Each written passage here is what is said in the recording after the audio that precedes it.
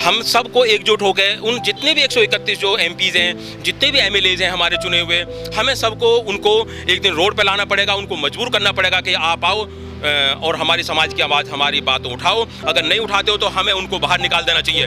हमें ऐसे एमपी, ऐसे एमएलएज नहीं चाहिए जो चुन के तो हम भेजते हैं उनको और हमारी बात ना करें। या तो वो आ जाएं, वरना फिर हम उनको रोड पे ला देंगे, फिर कल को वो चुनाव लड़ने लायक नहीं बचेंगे।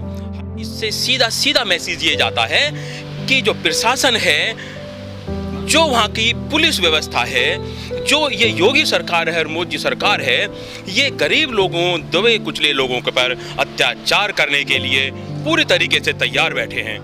तो मैं उन वाल्मीकि भाइयों से भी कहना चाहता हूँ कि भाई आप लोग झाड़ू छोड़ो, कलम पकड़ो, बाबा साहब की बात मानो। बाबा साहब ने कहा था कि शिक्षा प्राप्त करो, शिक्षा वो दूध है कि जो पिएगा वो ही दहाड़ेगा। इसलिए उन लोगों को झाड़ू छोड़ के कलम पकड़नी चाहिए।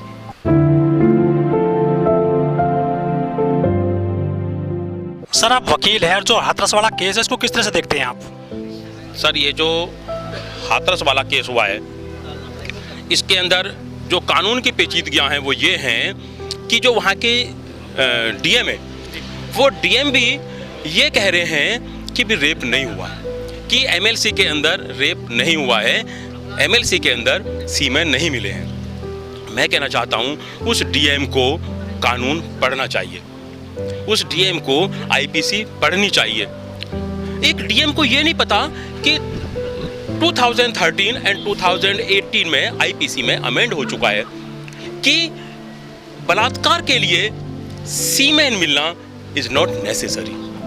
सिर्फ इतना ही काफ़ी है, क्योंकि लड़की कह रही है, लड़की ये कह रही है कि मेरे साथ बलात्कार हुआ है, मेरे साथ गैंग रेप हुआ है, और उसके बाद में एक डीएम ये कह रहा है कि एमएलसी में नहीं आया है। धारा 375 आईपीसी में आजकल बिल्कुल ज़रूरी नहीं है कि सीमेन मिले। बहुत सारे कानून बदल दिए गए हैं कि अगर उस कानून के अकॉर्डिंग ए से लेके डी तक उसके अकॉर्डिंग अगर एक्ट होता है तो वो 376 बलात्कार में काउंट होगा।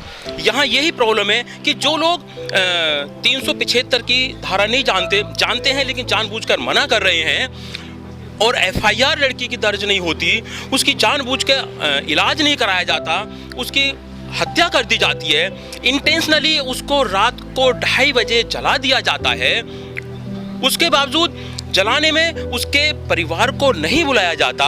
क्या सर, इसमें जो पूरा मामला है हाथरस वाला, इसमें जात बहुत बड़ी फैक्टर है? बिल्कुल, जात इसके अंदर बहुत ज़्यादा फैक्टर है, क्योंकि अगर ये लड़की दलित समाज की ना होती, ये लड़की वाल्मीकि समाज की ना होती, ये लड़की दूसरे समाज की होती, तो ना तो इस लड़की में एफआईआर करने में इतनी देर लगती, ना उसके इलाज करने में कोताही बरती जाती, और ना उसको रात को 2:30 बजे जलाया जाता।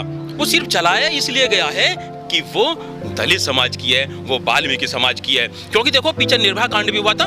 निर्भया कांड के अंदर क्योंकि वो दलित समाज की नहीं थी, उसमें नाम, एक निर्भया लड़की का आज तक हमें नाम नहीं पता किसी को, मीडिया को, वहाँ नाम बदल दिया गया। लेकिन यहाँ क्योंकि ये हमारे समाज की लड़की है, ये दलित समाज की लड़की है, इसका नाम शुरू में लिया है।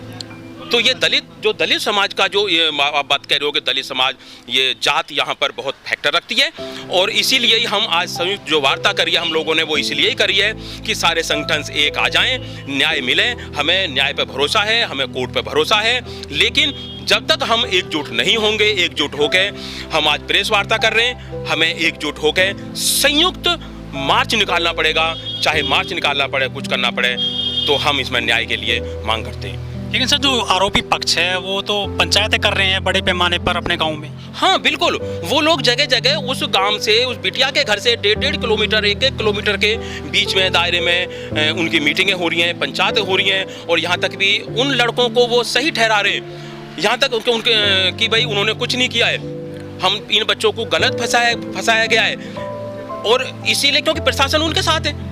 सर, एक सब बड़ा सवाल है, वो लोग कह रहे हैं कि हम तो इनके हाथ का छुआ तक खाते भी नहीं है, लेकिन जो एक जेल से एक प्रेम पत्र आता है, क्या वो लड़का प्रेम करता है उस लड़की से? और वो ये भी कहते हैं मैं इनका छुआ खाते तक नहीं है। इसको किस तरह से देखते हैं आप?